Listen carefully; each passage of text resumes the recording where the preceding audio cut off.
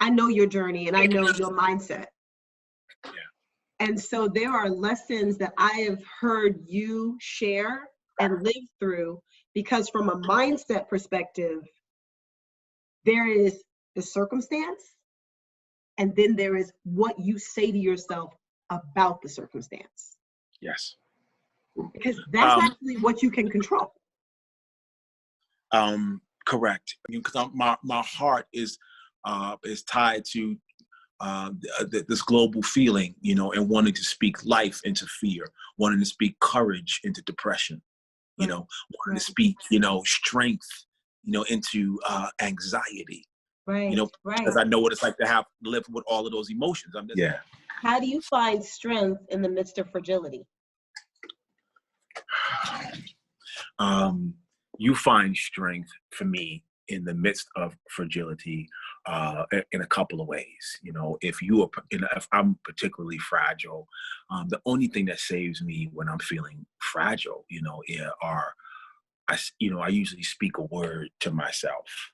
You know, I have found when I'm at my weakest,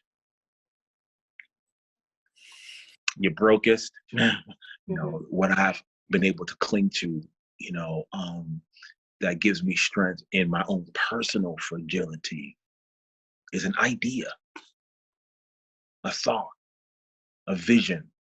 It's the only thing that pulls me forward when I'm in that place where I'm like, I don't know. That I'm romanced by the unknown, excited by uncertainty, and suspended by the grace of God. Amen. And Amen. so, say that again. Romanced by the unknown, excited by uncertainty, and then suspended by the grace of God. Amen. And I have said that especially in times of high anxiety. It's like, all I want to do is know what's on the other side.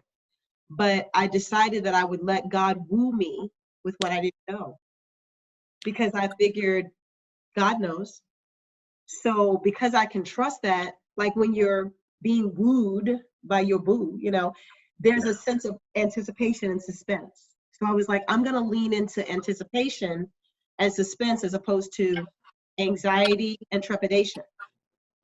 You create a vision for yourself, you know what I'm saying? And you speak life into it. You know, everyone at the top of this year was going 2020 clarity, 2020 clarity. You know, 2020, we're going to be clear this year. I'm going to be clear this year. You know, I got 2020 vision on. That couldn't have been more on point. And as I've been praying and doing my best to use discernment to try to see what this means, like what bigger messaging, what's my takeaway we are fragile, you know, this vulnerability we all feel of how mortal we all are, how fragile our powerful governments are in the face of certain type of attack, or certain type of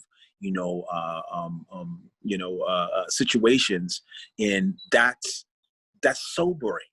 You usually feel very powerful, you know, in a first world country, whatever you want to call it, with fifth world healthcare, but that's another conversation. And to feel so fragile, you know, over a thing you can't see with your own eyes. I had that my first real tangible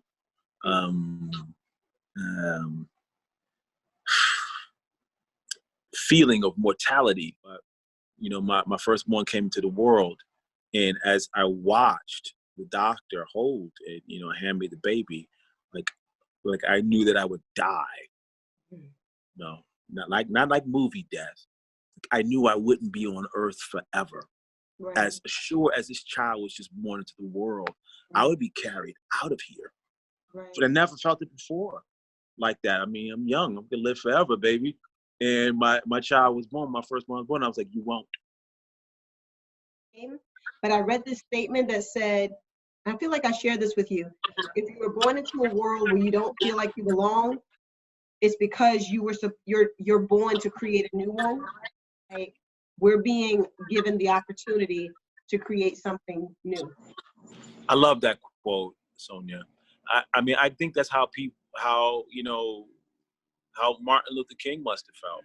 He's born into this world at the back of the bus, living under modified apartheid. That's all Jim Crow is a form of apartheid. And he's like, this is not the world that it's supposed to be. I'm born here, I get it, but I'm supposed to help remake it.